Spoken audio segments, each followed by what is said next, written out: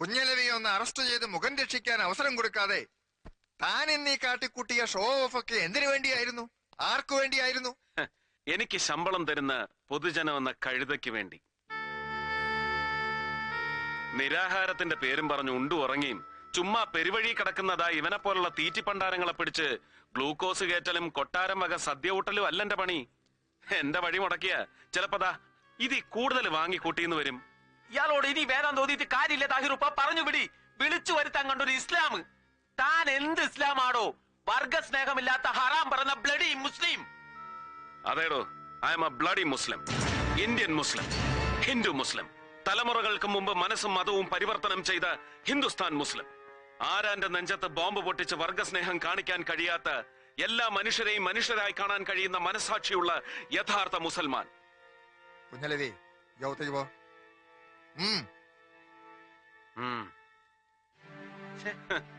ഒരു നാലാംകട ഡൂക്കിലി നേതാവായിരുന്ന യവനെ പിടിച്ച് പാർട്ടിയുടെ തലപ്പത്തിരുത്തിയത് സമുദായം ഉദ്ധരിക്കാനായിരുന്നോ? അല്ലല്ലോ. എന്നോട് രാഷ്ട്രീയം പാടണ. ഇത് സ്വന്തം പാട്ടല്ല, അങ്ങാടി കേട്ട ഒരു പാട്ട് ഏറ്റുപാടാം. അരമന രഹസ്യമാണെങ്കിൽ അങ്ങ് ക്ഷമിച്ചേക്കണം. ഈ കുഞ്ഞലവി കാട്ടിക്കൂട്ടുന്ന പെറ്റി കേസുകളുടെ എല്ലാം പേരിൽ താഹിർ ഭരണപക്ഷത്തും പ്രതിപക്ഷത്തും അല്ലാതെ കിടന്ന് ഞെളിവിരി കൊണ്ട് നാറുന്നത് രാഷ്ട്രീയമല്ലെന്നാണ് പാട്ടിന്റെ പല്ലവി. പണ്ട് താഹിറിന്റെ വീടർക്ക് ചിക്കൻ ബോക്സ് വന്നെന്നോ അവരെ വേപ്പലയും വരട്ടുമഞ്ഞളും തേച്ച് ചൊറിയാൻ നിന്ന് തെക്കങ്ങാണ്ടുള്ള ഒരു ഉമ്മാച്ചി പെണ്ണിന് സാഹിബ് കൊടുത്ത കനത്ത പാരിതോഷികമാണ് ഈ കുഞ്ഞലവി എന്നാണ് അങ്ങാടിപ്പാട്ടിന്റെ ബാക്കി. ചരണം വന്ന വഴിക്കാൻ എന്നെ മടക്കി വയ്ക്കാൻ എനിക്ക് കഴിയും. ഇല്ല, കഴിഞ്ഞൊന്നും വരില്ല സാഹിബേ. അത്രയ്ക്ക് കോമാളിയല്ല നമ്മുടെ മുഖ്യൻ. അമിതാവേശം കാട്ടി പൊളിറ്റിക്സിൽ ക്ലീൻ ഇമേജും സത്യസന്ധതയും ഉണ്ടെന്ന് അവകാശപ്പെടുന്ന താങ്കൾ ഇനിയും അങ്ങേരുടെ മുമ്പിൽ തരം താഴരുത്. ഒരു പൊടിക്ക് ജാതി സ്പിരിറ്റ് എനിക്കുണ്ടെന്ന് കൂട്ടിക്കോ. അല്ല, പല ജാതി ഇസ്ലാമുകളെ കണ്ടിട്ടുണ്ട്. ഇതെന്ത് ഇസ്ലാമാണ് റബ്ബേ?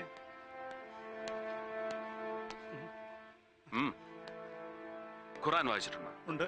ഉണ്ടോ? ഇല്ല.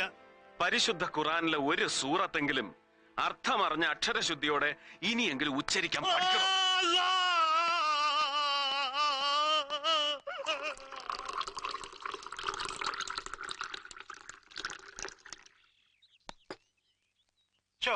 സാർ ഇത്ര നേരമായിട്ടും ആ മേട് മറന്നില്ല.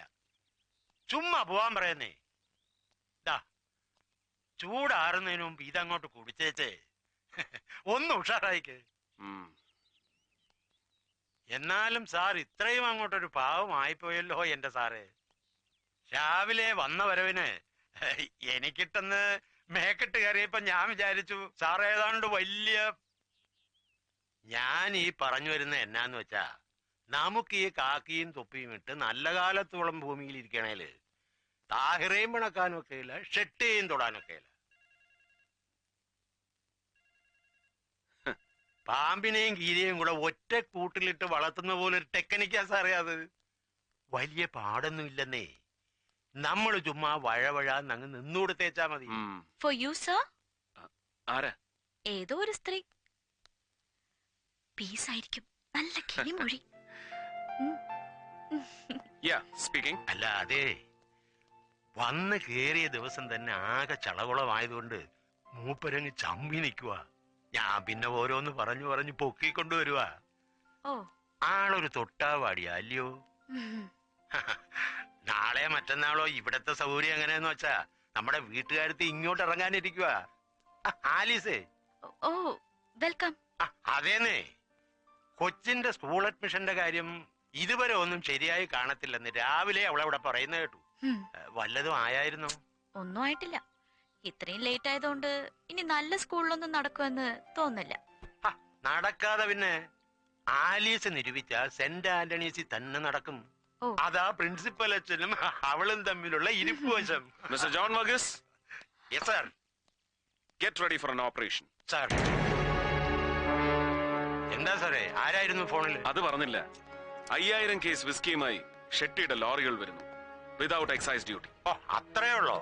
വരുന്നത് ഷെട്ടിയാണെങ്കിൽ നമ്മൾ വിചാരിച്ച അയാൾ ഒരു കോപ്പം ചെയ്യാനൊക്കെ അല്ല സാർ. അവൻ പോവും. നമ്മളിപ്പോ അലച്ചു കെട്ടി അവന്റെ പുറകെ പോയാൽ തന്നെ പണ്ട് പഴയ മുഖ്യമന്ത്രിക്ക് ഞാൻ എസ്കാർട്ട് പോയതുപോലെ ഇരിക്കും. അറിയാൻ ഗുരുവായൂരും വെടിതീർന്ന കൊടുങ്ങല്ലൂരും ഞാൻ. കൊല്ലവും കൊടുങ്ങല്ലൂരും. Keep moving, come on fast.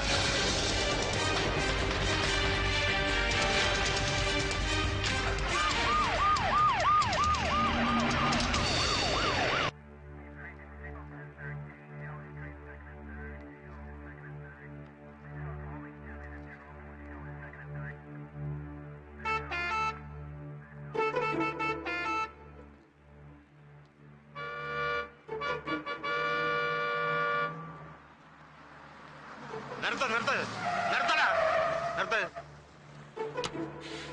ഇങ്ങോട്ട് ഇറക്കടാ അവനെ. എവിടെ നടാ ലോഡ്? കോയമ്പത്തൂരിന്നാ.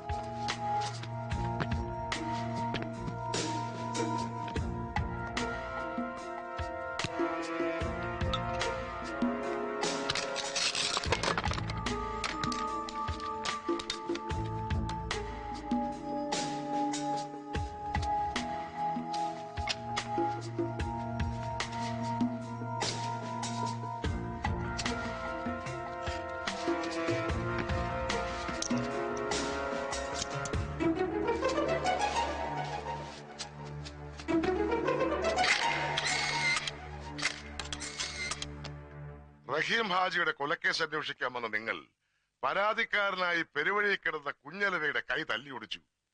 എന്തൊക്കെയാടോ സൂപ്രണ്ടേ ഇത്? അത് പിന്നെ പോട്ടെന്ന് വെക്കാൻ സഹാവേ. അല്ല, അതും സീരിയസ് ആയിട്ട് തന്നെ എടുക്കണം. പക്ഷെ ചുമ്മാ ഒരു രസത്തിന് ലാത്തി ചാർജും കണ്ടു നിന്ന നമ്മുടെ കുട്ടി സഹാക്കന്മാരുടെ ചന്തിയും തലയും തല്ലി പൊളിക്കാന്ന് വെച്ചാ മനഃപൂർവ്വമല്ല സാർ. മോബ് വയലന്റ് ആയി. ചാർജ് ചെയ്യാൻ ഓർഡർ കൊടുത്താ പിന്നെ കൊടിയുടെ നിറം നോക്കി തെരഞ്ഞു പിടിച്ച് അടിക്കാൻ ഒക്കില്ല സാർ. അത് താൻ എന്നെ പഠിപ്പിക്കണ്ട. ഞാൻ ഒരുപാട് ലാത്തി ചാർജ് കണ്ടവനാ. അതെ, സാർ അടി കൊണ്ടിട്ടല്ലേ ഉള്ളൂ. അടി കൊടുക്കുന്നവന്റെ വികാരം കൂടി ഒന്ന് മനസ്സിലാക്കണം. കല്ലും കത്തിയും വടിവാളുമായി നിൽക്കുന്ന ആയിരങ്ങളുടെ ജനക്കൂട്ടത്തെ 5 ലാത്തി കൊണ്ട് നേരിടുന്ന പോലീസുകാരനെടുക്കുന്ന ലൈഫ് റിസ്ക് കുറഞ്ഞ പക്ഷം ഒരു ഹോം മിനിസ്റ്ററെങ്കിലും ഒന്ന് മനസ്സിലാക്കിയിരിക്കുന്നത് നല്ലതാ. ഒലക്കേട മൂട്. എങ്ങാണ്ടെന്നൊരു ഫോൺ വന്നെന്ന് പറഞ്ഞ് അന്ന് രാത്രി എന്നെ കാടിളക്കി കൊടയം കുരിശും എടുത്ത് ഓടിയിരിക്കുന്നു ഷെട്ടിയെ പിടിക്കാൻ. എന്നിട്ട് എന്തായി? എന്താണോ ഇത്? പൂരപ്പറമ്പിലെ കുടമാറ്റോ?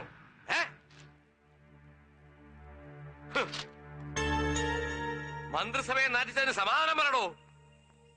Stupid, useless. ഇത്തരം നാസ്റ്റി കമന്റ്സിന് പ്രാസ ഒപ്പിച്ചുള്ള മറു ഡയലോഗ് മലയാളത്തിലും ഇംഗ്ലീഷിലും വെച്ച് കീറി കയ്യടി വാങ്ങിയാ ഞാൻ ഇവിടം വരെ എത്തിയത്. ആ സ്കോപ്പ് ഈ ജംഗ്ഷനിലും ഉണ്ടെന്നറിയാം, പ്രയോഗിക്കുന്നില്ല. കയ്യടി വേണ്ടാഞ്ഞിട്ടോ ഭയന്നിട്ടോ ഒന്നുമല്ല, സൗകര്യമില്ല. ഇത്തരം നാഷണൽ വേസ്റ്റുകളോട് വായിട്ടലയ്ക്കാനുള്ള ക്ഷമയില്ലാഞ്ഞിട്ടാണ് സാർ. കൂടുതൽ വാലിട്ടിളക്കണ്ട. ഒരു IPS കാരൻ മുഹമ്മദ് സർക്കാർ. തനിക്ക് ഏതവനാണോ ഈ പേരിട്ടത്? സാറിന്റെ അച്ഛൻ. എടോ, മന്ത്രിയുടെ തന്തയ്ക്ക് വിളിക്കുന്നതോ പന്ന റാസ്കൽ. സാർ വിടാൻ പറഞ്ഞത്. മാറണോ? വിടണോ? മിസ്റ്റർ മുഹമ്മദ്, ഒരു ഹോം മിനിസ്റ്ററുടെ തന്തയ്ക്ക് വിളിക്കുന്ന ഫിലിം ഹീറോയെ ഞാൻ സഹിക്കും, രസിക്കും. എന്റെ സബോർഡിനേറ്റിനെ തന്തയ്ക്ക് വിളിക്കുന്ന റിയാലിറ്റിയെ I will not tolerate. You have to tolerate sir. പറഞ്ഞത് സത്യം തന്നെയാണ്. ഞാൻ ആരെയും തെറി വിളിച്ചിട്ടില്ല. എന്റെ മിനിസ്റ്റർ എന്നോട് ചോദിച്ച ചോദ്യത്തിന് ഞാൻ സത്യസന്ധമായ ഉത്തരം പറഞ്ഞു. That's all. മുഹമ്മദ് എന്ന പേര് ഉപ്പയിട്ടാണെങ്കിലും സർക്കാർ എന്ന വാല് മുളപ്പിച്ചു തന്നത് ഇദ്ദേഹത്തിന്റെ അച്ഛൻ തന്നെയാ, നാരായണൻ നമ്പ്യാർ. അതെ സർ, മലബാറിൽ നിന്ന് കുടിയിറക്കപ്പെട്ട ഒരു പാവപ്പെട്ട ഖെസ് പാട്ടുകാരനെയും കുടുംബത്തെയും സമുദായ പാർട്ടിക്കാർ കെട്ടി എഴുന്നള്ളിച്ച് തിരുവനന്തപുരത്ത് സെക്രട്ടേറിയറ്റിന് മുന്നിൽ കൊണ്ടുവന്ന് പ്രതിഷ്ഠിച്ചു. കരുണയ്ക്ക് വേണ്ടിയുള്ള സമരം. അന്ന് നിങ്ങൾ തൊഴിലാളി വർഗ തമ്പ്രാക്കന്മാരുടെ ഭരണകാലം. അവരും കനിഞ്ഞില്ല. അവിടെ കുത്തിയിരുന്ന് പാട്ടുപാടി എരന്ന് മടുത്തപ്പോ എന്നെ മുഹമ്മദ് റാഫിയാക്കാനുള്ള ആഗ്രഹം ഉപ്പ ഉപേക്ഷിച്ചു. ഉച്ചക്കഞ്ഞി ഉറപ്പായ സർക്കാർ സ്കൂളിൽ ചേരാൻ പോയ എന്റെ വീട്ടഡ്രസ് ഹെഡ്മാസ്റ്റർക്ക് പറഞ്ഞു കൊടുക്കാൻ എഴുത്തും വായന അറിയാത്ത എന്റെ ഉമ്മക്ക് കഴിഞ്ഞില്ല. ക്രൂരമായ തമാശകളിൽ രസിച്ചിരുന്ന അന്നത്തെ ഹെഡ്മാസ്റ്റർ നമ്പ്യാർ സാർ, ഇദ്ദേഹത്തിന്റെ അച്ഛൻ, എന്റെ പേരിന് പുതിയൊരു വീട്ടുപേര് കൂടി എഴുതി ചേർത്തു, സർക്കാർ. സെക്രട്ടേറിയറ്റിന് മുന്നിൽ നിന്ന് എത്തിയവനല്ലേ ഈ മമ്മൂഞ്ഞ്. മുഹമ്മദ് സർക്കാരായി, മുഹമ്മദ് സർക്കാർ.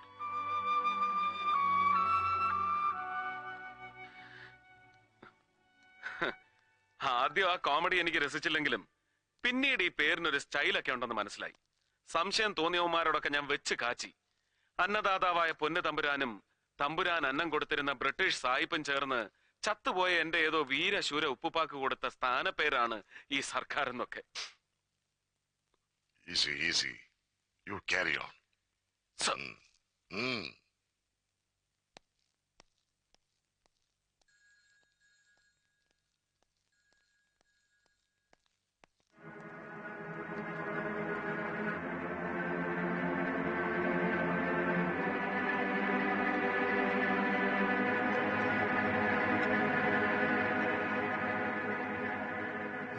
മായൻകുട്ടിയുടെ മകൻ അല്ലേ?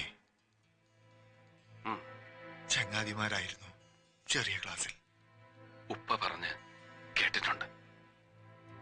ഞാൻ ഡൽഹിയിൽ നിന്ന് പഠിപ്പ് കഴിഞ്ഞ് മടങ്ങി വന്നപ്പോഴാ മായൻകുട്ടി മരിച്ചതറിഞ്ഞത്. ഓർഫനേജിലായിരുന്നു പിന്നീട് അല്ലേ?